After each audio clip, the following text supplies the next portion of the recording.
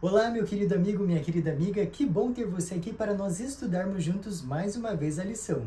Olha só quantas semanas nós estamos aqui juntos para esse propósito, né? E eu espero que você continue comigo porque ainda esse ano nós temos mais uma semana, ok? Então semana que vem nós vamos finalizar esse trimestre que está falando de João. E eu espero que você tenha aprendido muito, porque esse livro é fabuloso. Antes de nós fazermos a nossa oração, eu gostaria de convidar você para um culto de ação de graças.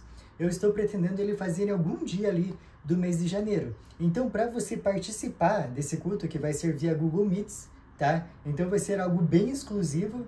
E para você participar, você não precisa pagar nada. É só se inscrever, ok? Vai ter um link aqui embaixo na descrição desse vídeo para você poder se inscrever e eu poder ter o contato para te avisar que dia que vai ser, ok? Então, olha só, um culto de ação de graças que vai ser muito bom, ok? Nós não vamos estudar a lição, vamos fazer um culto para finalizar aí o ano, para começar o outro ano super bem, ok? Então vai ser show de bola e eu quero que você esteja comigo. Então, antes de continuarmos, vamos fazer a nossa oração? Querido Pai que estás nos céus, muito obrigado por todo o estudo que o Senhor tem nos dado. Muito obrigado pelas lições que o Senhor nos dá. Pedimos que o Senhor esteja conosco nesse estudo também, Pai, para que possamos aprender o que o Senhor tem a nos ensinar. Pedimos a sua companhia, pedimos também a sua iluminação, para que possamos entender o que vamos ler. É isso que pedimos e desde já agradecemos. Em nome de Jesus, amém. O título da lição dessa semana é A Hora da Glória, a Cruz e a Ressurreição. Você já parou para pensar que o pior momento da vida de Jesus foi também o momento da sua glória? Porque imagina tudo que ele sofreu ali naquele momento, mas para dar a vida, a esperança a nós, a salvação. Olha só quanto amor que ele tem por nós. Então fica bem claro que ele já fez tudo o que ele podia por nós. Agora é a nossa vez de demonstrarmos, ok? Vamos então para o nosso verso para memorizar, que está lá em João 18:37. Olha só o que diz. Pilatos perguntou, então você é rei? Jesus respondeu, o Senhor está dizendo que sou rei. Eu para isso nasci e para isso vim ao mundo, a fim de dar testemunho da verdade. Todo aquele que é da verdade ouve a minha voz. Vocês repararam no fim desse verso? Todo aquele que é da verdade ouve a minha voz. E aí eu te pergunto, você tem ouvido a voz de Cristo? Isso é muito importante de nós pensarmos, porque aqui você viu que foi bem lógico, né? Não teve margem para erro. Diz assim, todo aquele que é da verdade ouve a minha voz, ok? Então, não leia só por ler os versos. Tente extrair o máximo de lições que ele tem para sua vida. A crucifixão e a ressurreição de Cristo são o clímax do Evangelho de João. E você pode perceber que dos capítulos 1 até o 10 passa mais de 3 anos. E do capítulo 11 até o 20 é 1 ou 2 semanas no máximo. Olha só que interessante. Os evangelhos apresentam a morte de Jesus de formas diferentes. Embora os relatos estejam em harmonia, os autores enfatizam eventos ligados aos temas centrais de cada livro. Mateus enfatiza o cumprimento das Escrituras. Marcos já destaca o paralelo entre o batismo de Jesus e a cruz. E Lucas já se concentra na cruz como fonte de cura e salvação. Já João apresenta a cruz como glorificação de Jesus, ou seja, o momento de maior glória. Vamos então para a nossa parte de domingo, que diz assim: o que é a verdade? Eu já disse em outros estudos que muitas pessoas pensam que a verdade é relativa, né? Alguém pode chegar para você e falar, ah não, essa daí é a tua verdade, eu tenho outra verdade. Mas nós vemos que a verdade é um só, e é uma pessoa, é Jesus. Vamos entrar então na história para entender quem que fez essa pergunta do título de domingo? Vamos lá para João. A nossa história está lá em João 18, do versículo 28 ao 32. Leia comigo. Depois levaram Jesus da casa de Caifás para o pretório. Era cedo de manhã. Eles não entraram no pretório para não se contaminarem, mas poderem comer a Páscoa. Então Pilatos saiu para lhes falar e lhes disse, que acusação trazeis contra este homem? Responderam-lhe, se esse não fosse malfeitor, não o entregaríamos. Replicou-lhes, pois, Pilatos, tomai-o vós outros e julgai-o segundo a vossa lei. Responderam-lhe os judeus, a nós não nos é lícito matar ninguém, para que se cumprisse a palavra de Jesus, significando o modo por que havia de morrer. Vocês repararam a hipocrisia dessas pessoas? Eles não queriam entrar no pretório, que era um lugar ali de julgamento, para não se contaminarem. Mas o interior deles estava super contaminado. Por quê? Porque eles queriam matar Jesus. E olha só que interessante, eles ainda falaram ali no verso que nós lemos, né? A nós não é lícito matar ninguém. O julgamento de Jesus não é descrito em detalhes, o foco é outro. O foco é na cena em que ele é levado diante de Pilatos. Vamos então ver o que eles conversaram? Segue a leitura a partir do verso 33 agora. Tornou Pilatos a entrar no pretório, chamou Jesus e perguntou-lhe: És tu o rei dos judeus? Respondeu Jesus: Vem de ti mesmo essa pergunta, ou te disseram outros a meu respeito? Replicou Pilatos: Porventura sou judeu? A tua própria gente e os principais sacerdotes é que te entregaram a mim. Que fizeste? Respondeu Jesus: O meu reino não é deste mundo. Se o meu reino fosse deste mundo, os meus ministros se empenhariam por mim, para que não fosse eu entregue aos judeus. Mas agora o meu reino não é daqui. Então lhe disse Pilatos: Logo tu és rei? Respondeu Jesus: Tu dizes que sou rei. Eu para isso nasci, e para isso vim ao mundo, a fim de dar testemunho da verdade. Todo aquele que é da verdade, ouve a minha voz. Perguntou-lhe Pilatos: Que é a verdade? Tendo dito isso, voltou aos judeus e lhes disse: Eu não acho nele crime algum.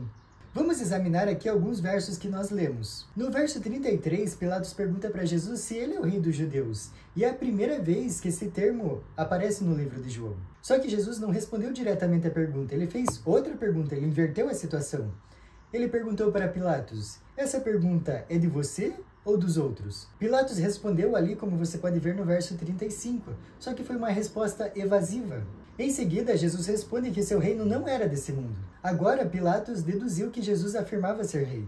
Isso levou à importante explicação de Jesus, de que ele havia nascido para dar testemunho da verdade, e de que todo aquele que é da verdade ouve a sua voz. E aí eu faço a pergunta que eu fiz lá no início. E aí, você consegue ouvir a voz de Cristo? Tem colocado a sua vida nas mãos dele?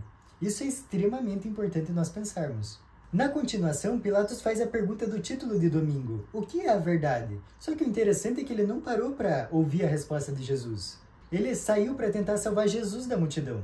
Isso faz a gente pensar, uma pessoa que não era do povo de Deus estava tentando salvar Jesus. E as pessoas que eram do povo de Deus estavam querendo crucificá-lo. A verdade é um dos temas centrais no Evangelho de João. Como o verbo eterno, em grego logos, Jesus é a luz e a verdade. Isso é o oposto de trevas e erro. Cristo é cheio de graça e de verdade. A graça e a verdade vieram por meio dele. João Batista deu testemunho da verdade. Jesus afirmou que seu Pai é verdadeiro.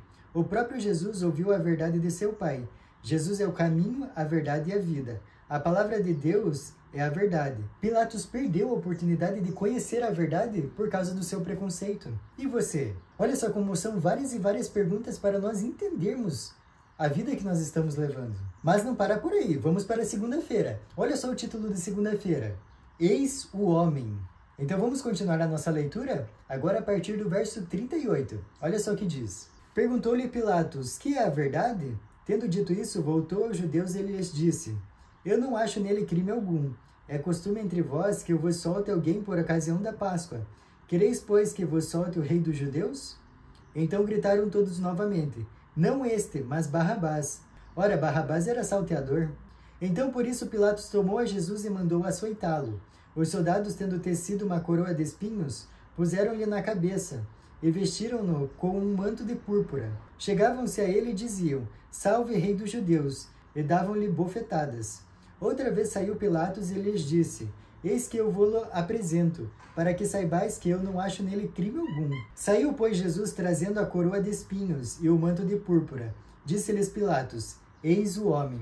Voltando ao comentário do dia anterior, nós vimos que Pilatos não esperou a resposta de Jesus. Muito pelo contrário, ele saiu para tentar salvar Jesus. Só que ele tentou persuadir o povo. Só que ao tentar dialogar com aquelas pessoas, ele perdeu a vantagem que ele tinha sobre elas. Ele tinha a palavra final, mas ficou com medo. Ou seja, ele cedeu à pressão. Isso é um perigo. Nós, como cristãos, não podemos ceder à pressão, porque a Bíblia é clara no que diz respeito às suas doutrinas. Os líderes religiosos foram muito astutos, porque eles viram que Pilatos tinha um ponto fraco. E assim eles manipularam o governador por meio da multidão. Pilatos, nesse momento, ele lembrou de algo que podia salvar Jesus, que era a libertação de um prisioneiro na época da Páscoa. Só que, como nós vimos ali, a multidão escolheu Barrabás, que era um criminoso. Isso não é irônico? Eles escolheram um criminoso no lugar de Jesus. Isso é muito impressionante, porque olha só como o coração deles estava duro para ouvir a voz do Espírito Santo. Então começou a zombaria e a humilhação de Jesus. Tudo que ele sofreu naquele momento foi por mim e por você. E aí, mais uma pergunta. O que você tem feito por Jesus? Quanto tempo você passa orando em uma semana? Qual é a média de tempo diário que você passa com a Bíblia? Nós precisamos entender qual é a real vida que nós estamos levando. Lembrando que nós não estamos aqui à toa. Pilatos aparentava buscar um modo de salvar Jesus. No entanto, a multidão clamava pela sua crucificação. E sabe por quê? Por causa da sua afirmação de que ele era o Filho de Deus. Sabe o que eu fico pensando? Eles tinham certeza na cabeça deles que Jesus não era Filho de Deus. Mas, se eles estudassem com afinco as Escrituras, eles iam perceber que tudo se enquadrava na vida de Jesus. Sabe qual que foi o ponto aí determinante?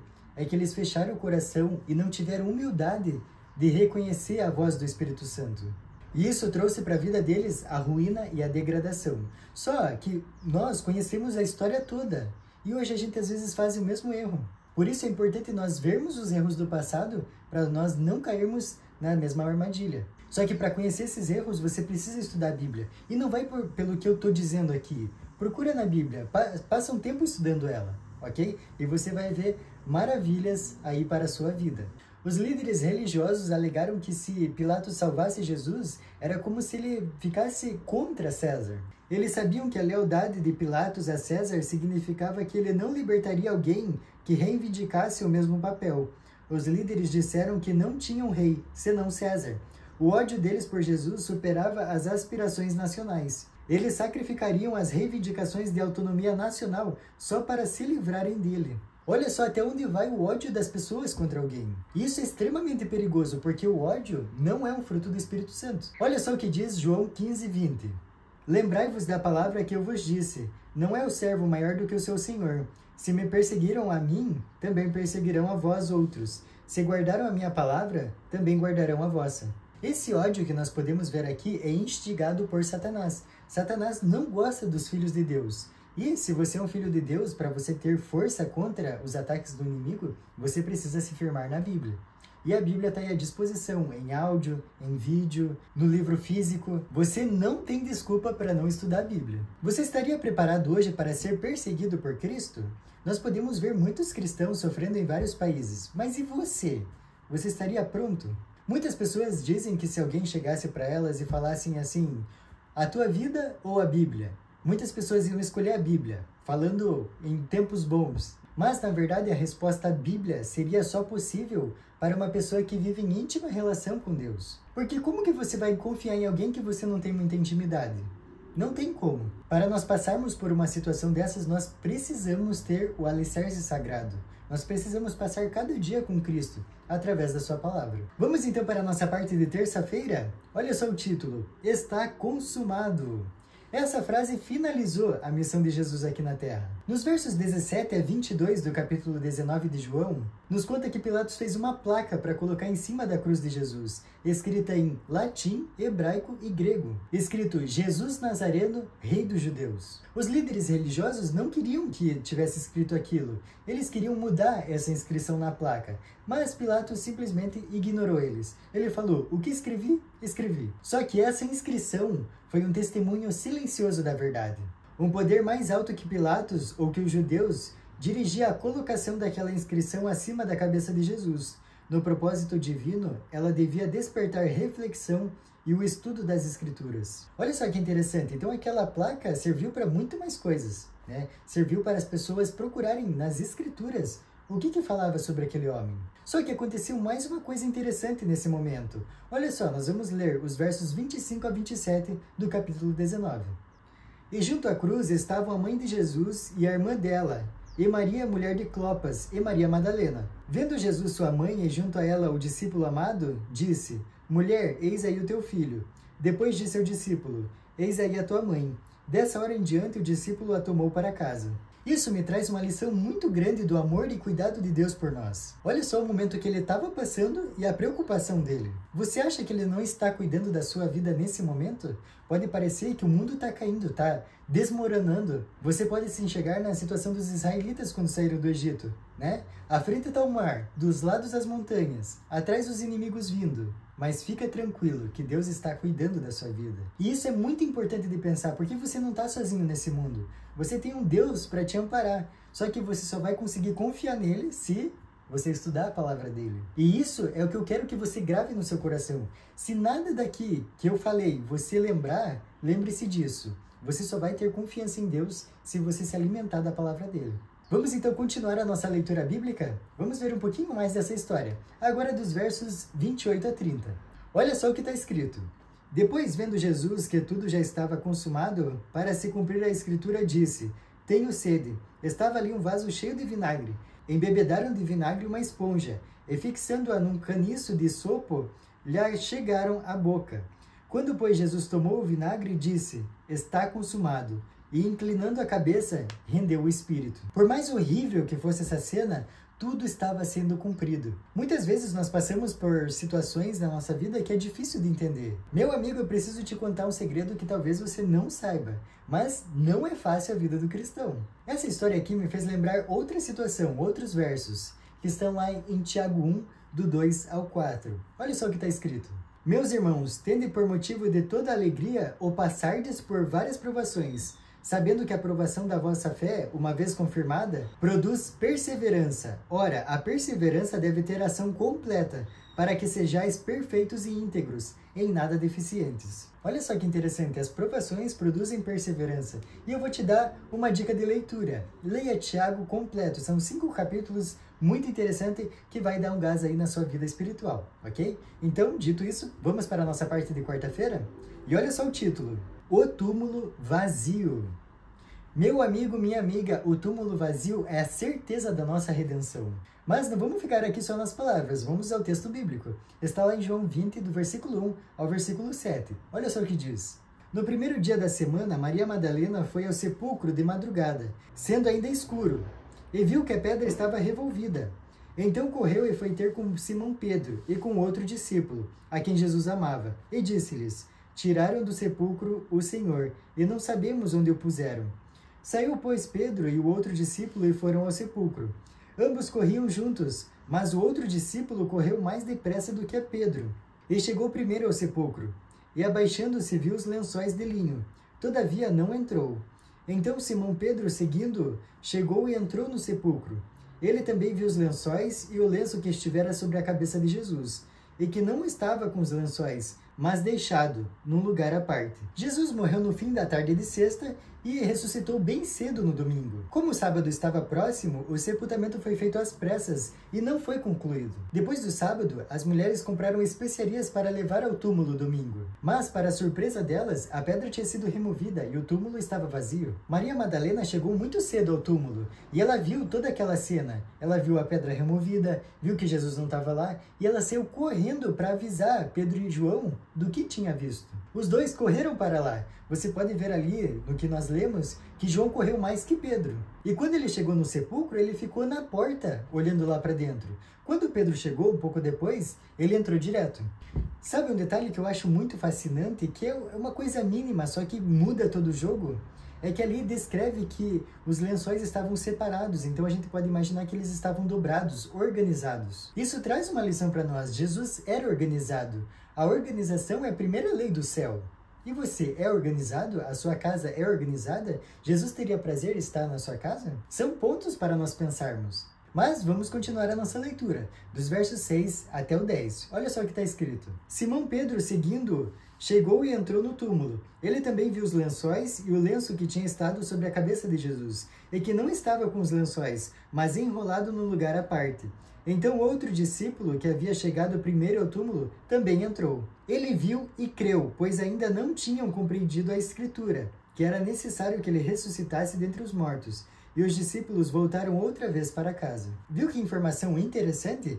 João, quando entrou, viu e creu. Mas por que ver as faixas e o lenço separado e dobrado levou João a crer que Jesus ressuscitou? Para responder essa pergunta, é necessário nós refletirmos por que o túmulo estaria vazio. A resposta mais natural seria a ação de ladrões de túmulos. Mas essa explicação não pode ser aceita por 3 razões. O túmulo estava guardado por uma escolta de muitos soldados, que a gente pode ver lá em Mateus 27. Então isso tornaria esse roubo impossível, porque imagina passar por toda aquela escolta, remover a pedra que não era fácil, era gigante, e ainda roubar o corpo, sem que ninguém visse. Era impossível. A segunda razão é que ladrões não vão roubar corpos em decomposição. Geralmente eles roubam objetos de valor, alguma coisa de interesse, mas não corpos. E a terceira razão é que geralmente ladrões costumam agir com pressa. Não teriam tempo ali de dobrar os lençóis ou a faixa que Jesus usou. Um ladrão tenta fazer tudo o mais rápido possível. Então não é de admirar que João, quando viu toda aquela cena, ele creu que Jesus tinha ressuscitado dos mortos. Antes de continuar nosso estudo, eu gostaria de mandar um abraço para os meus priminhos, Daniel e Lucas, ok? Então vamos lá, vamos para a parte de quinta-feira agora. Jesus e Maria. É importante salientar que essa Maria que nós vamos estudar aqui não é a mãe de Jesus, é Maria Madalena, ok? Então vamos para os versos? O nosso texto está lá em João 20, do versículo 11 ao 13, e diz assim: Maria, entretanto, permanecia junto à entrada do túmulo, chorando. Enquanto chorava, abaixou-se e olhou para dentro do túmulo. E viu 2 anjos vestidos de branco, sentados onde o corpo de Jesus fora posto, um à cabeceira e outro aos pés. Então eles lhe perguntaram: Mulher, por que choras? Ela lhes respondeu: Porque levaram o meu Senhor, eu não sei onde puseram. Na última referência a Maria, ela tinha ido contar para Pedro e João que o túmulo estava vazio. Lembra que eles correram até o túmulo? Só que ela veio um pouquinho depois. Depois que eles inspecionaram o túmulo, eles foram embora, mas ela ficou ali. E detalhe, chorando. Por quê? Porque ela tinha muita amizade com Cristo. Lembra que Jesus ficava na casa deles, dela, Marta e Lázaro, que eram irmãos, constantemente. A Bíblia relata histórias. Então, esses últimos dias para ela tinha sido muito triste. E agora tinha se agravado a situação. Por quê? Porque o corpo de Jesus tinha desaparecido. Segundo o texto que nós lemos, ela se inclinou para dentro do túmulo para ver o que tinha lá dentro. E ela viu 2 anjos. E a Bíblia ainda traz características dos anjos, né? Eles estavam vestidos de branco, um sentado à cabeceira e outro aos pés de onde Jesus tinha sido posto. E o engraçado e interessante é que eles têm um diálogo. E eles perguntam: Mulher, por que você está chorando? Sendo que eles sabiam que Jesus tinha morrido. Mas por que eles fizeram essa pergunta? Porque eles sabiam que Jesus tinha ressuscitado. Eles também sabiam que Jesus tinha falado tudo isso para eles. Só que eles ainda não tinham compreendido. A resposta triste que Maria deu para eles é que ela não sabia onde tinham levado Jesus. Mas não vamos ficar aqui só nas palavras, né? Vamos continuar o texto, a partir do verso 14 até o 18. Olha só o que diz. Tendo dito isso, voltou-se para trás e viu Jesus em pé, mas não reconheceu que era Jesus. Perguntou-lhe Jesus: Mulher, por que choras? A quem procuras? Ela, supondo ser ele o jardineiro, respondeu: Senhor, se tu o tiraste, dize-me onde o puseste, e eu o levarei. Disse-lhe Jesus: Maria. Ela, voltando-se, lhe disse em hebraico: Rabone, que quer dizer mestre. Recomendou-lhe Jesus: Não me detenhas, porque ainda não subi para meu Pai. Mas vai ter com os meus irmãos e dize-lhes: Subo para meu Pai e vosso Pai, para meu Deus e vosso Deus. Então saiu Maria Madalena anunciando aos discípulos: Viu o Senhor, e contava que ele lhe dissera estas coisas.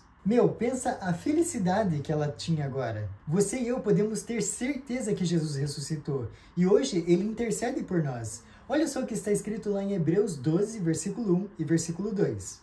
Portanto, também nós, uma vez que estamos rodeados por tão grande nuvem de testemunhas, livremo-nos de tudo que nos atrapalha e do pecado que nos envolve, e corramos com perseverança a corrida proposta para nós, tendo os olhos fitos em Jesus, autor e consumador da nossa fé. Ele, pela alegria que lhe fora proposta, suportou a cruz, ao desprezar a vergonha, e assentou-se à direita do trono de Deus. Olha só que legal, hoje Jesus intercede por nós. O túmulo vazio é a nossa maior esperança de salvação, porque tudo foi cumprido. Vamos então para a nossa parte de sexta-feira, estudo adicional. Aqui tem 2 frases que eu acho importantíssima de nós lermos juntos, ok? Então olha só a primeira frase. Pilatos desejava libertar Jesus, contudo viu que não podia fazer isso e ainda conservar sua posição e honra. Em vez de perder seu poder no mundo, escolheu sacrificar uma vida inocente. Quantos, para escapar de prejuízo ou sofrimento, também sacrificam um princípio? Olha só o perigo, olha só o que as pessoas são capazes de fazer para ter honra e glória nesse mundo. Lembrando que esse mundo é passageiro, tudo que a gente faz aqui tem reflexos eternos. Então por isso que a gente precisa todo dia dobrar o nosso joelho e nos entregarmos a Deus. Porque é só Ele que pode nos dar forças para nós enfrentarmos as situações do dia a dia. E ainda tem um outro texto, olha só o que está escrito nesse. Para os anjos e os mundos não caídos, a frase está consumado teve profundo significado. A obra da redenção havia sido realizada tanto para o nosso benefício quanto para o benefício deles. Você conseguiu entender a profundidade dessa frase que nós lemos?